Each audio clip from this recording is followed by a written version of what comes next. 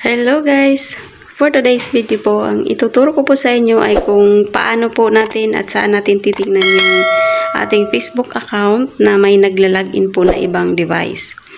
Kaya for today's video guys, samahan niyo po ako para maturo ko po sa inyo step by step kung saan po natin titignan para po maiwasan natin na ma-hack yung ating mga account. Kaya let's go!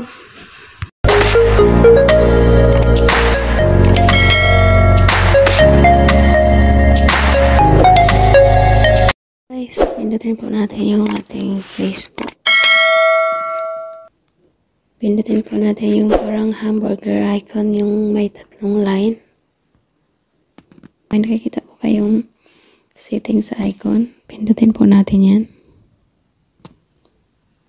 At mapupunta po tayo dito. Pindutin po natin yung personal details. Ayan. Pindutin po natin yung password and security. Pindutin po natin ulit yung where you login. Tapos, pindutin po natin yung ating profile account. Ayan. Dito po natin makikita yung lahat ng device na naglalagin or nilalagin mo. Yung mga account mo sa device, dito po natin siya makikita. Kung may nakikita po kayo na hindi naman po sa inyo na device, i-log out nyo lang po yan kasi para iwas po sa hacker. Yung sa akin po kasi, na-delete ko na po yung dati, yung sa dati kong account. Na-delete ko na po siya kasi nga, nung hindi ko siya mabuksan yung account ko, nung tinignan ko kung saan siya nakalagin, umabot ng Vietnam yung account ko. Hindi naman ako pumunta ng Vietnam. Tapos, nakalagin siya, computer ang nakalagay. Kaya nilog out ko po siya agad.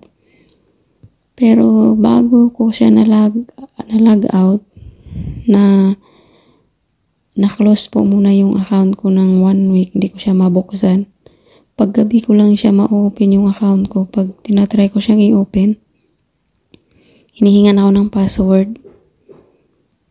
Tapos, pag araw hindi ko siya ma-open. Paggabi na ma-open ko siya paggabi. Kaya ang ginawa ko, nilog out ko po at saka change password ko din po agad. Kaya yun, okay na po ngayon yung account ko. Nabalik na po yung account ko.